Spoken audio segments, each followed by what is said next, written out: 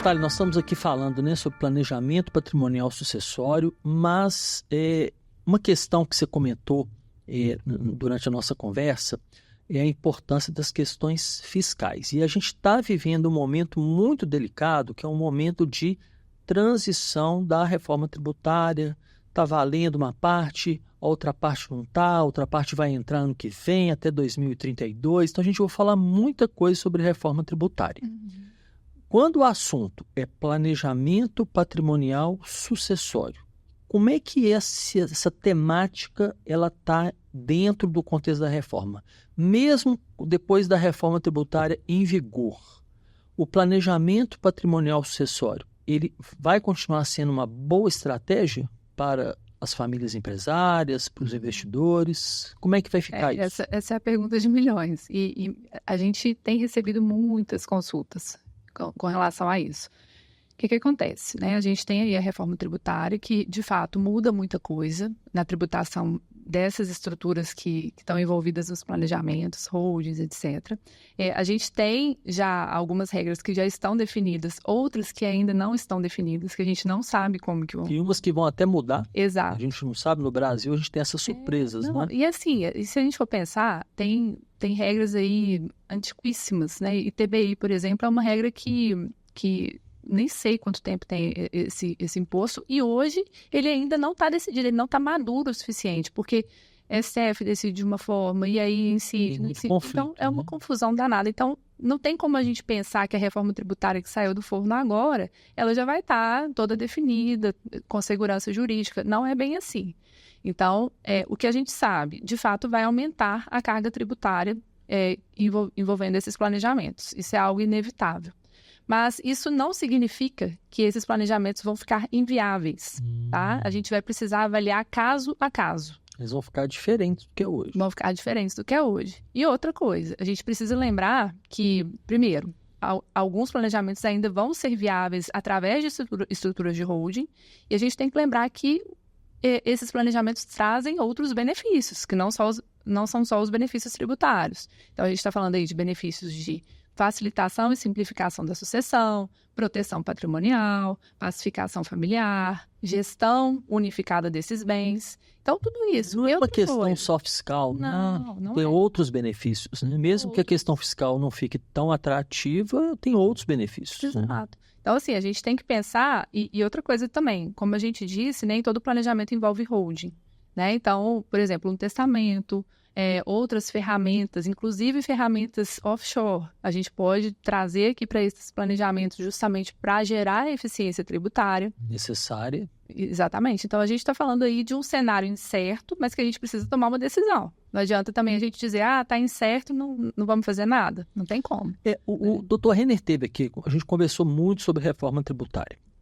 E uma das coisas que a gente tratou foi a questão da urgência, porque fica aquela coisa, é a hora, não é a hora? Então, pelo que eu estou entendendo da sua fala, mesmo com algumas incertezas ainda em relação à reforma, quem tem, de fato, interesse, precisa de soluções de sucessão e planejamento patrimonial, o momento é agora, não tem que esperar a reforma acontecer para voltar a pensar nisso não. Ou seja, a gente pode entender que quem está nos ouvindo, que está se identificando com o tema, pode já, de imediato, tratar desse assunto, porque independente do que está pela frente, o momento é sempre o quanto antes. A gente pode pensar dessa maneira? Pode sim.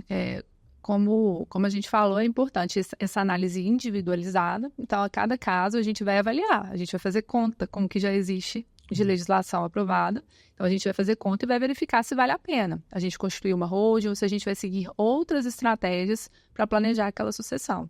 Mas, então, quando a gente fala de uma atividade imobiliária, uma locação, por exemplo, a gente está falando de uma atividade que antes não tinha ICMS nem ISS e que agora vai passar a ser tributada. Então, é claro que vai ter um aumento, né, da carga. Mas a gente tem que lembrar que essa atividade na pessoa física também vai ser tributada. Entendi. Ou seja, se correr o bicho pega, se ficar o bicho come, então o melhor é buscar uma assessoria para entender se o melhor é fazer alguma coisa de fato agora, se é esperar, se é fazer uma parte e fazendo gradualmente. Isso vai depender muito da complexidade do patrimônio. Exato. É um trabalho realmente de análise individualizada daquele patrimônio e daquela família para a gente verificar o que hoje, dentro do cenário que a gente já tem aprovado e do que a gente vislumbra para os próximos anos, o que vale a pena para aquele núcleo familiar e para aquele patrimônio.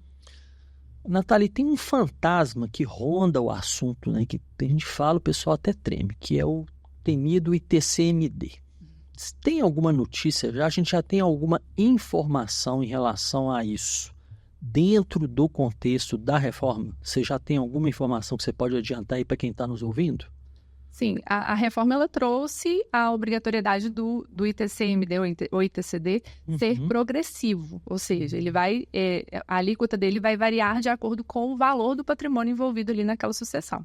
Tá? Então, isso já é uma ordem da reforma tributária. Alguns estados já se adequaram, outros estão atrasados. Já está definido. Mas já está definido, então vai ser assim. Então, vai variar de 2% a 8%. Então, Minas, por exemplo, que a alíquota é fixa de 5%, a gente sabe que, muito provavelmente, a gente vai ter uma faixa aí até 8%. Então, isso já é uma realidade. Outra questão, né? Muita gente, às vezes, faz um certo terrorismo com essa questão do ITCD. No exterior a alíquota é muito alta. Gente, mas isso é verdade. Em países, né, da Europa, Estados Unidos, a alíquota do ITCD é uma alíquota que pode chegar aí a 50%, 60%. Dependendo do país. Exato. Então, assim, é uma tendência natural que o Brasil acabe se adequando a essa... se uniformize com o que está previsto já na legislação do mundo. E é algo também que a gente tem visto aqui no Brasil, é uma realidade também. A carga tributária está aumentando. Então, a gente não vê muito como fugir desse aumento da alíquota de TCD. Então, mais um motivo pelo qual a gente tem orientado os nossos clientes a prosseguirem com esses planejamentos, para conseguirem usufruir ainda do que a gente tem de TCD ainda benéfico. Vigente. Exato.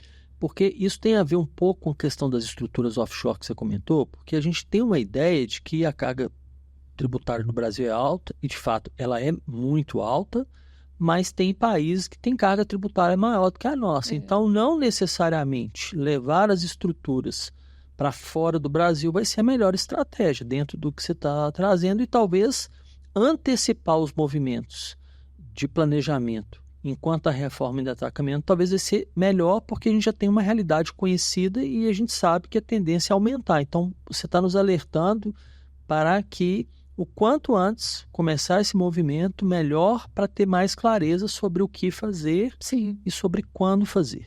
Exatamente. A gente entende que ainda é o momento de usufruir, né, dessa estrutura tributária que a gente ainda tem hoje, que é benéfica, de fato, comparada com esses países que tributam de forma muito mais elevada a renda e o patrimônio. Então, a gente ainda consegue usufruir desse benefício aqui.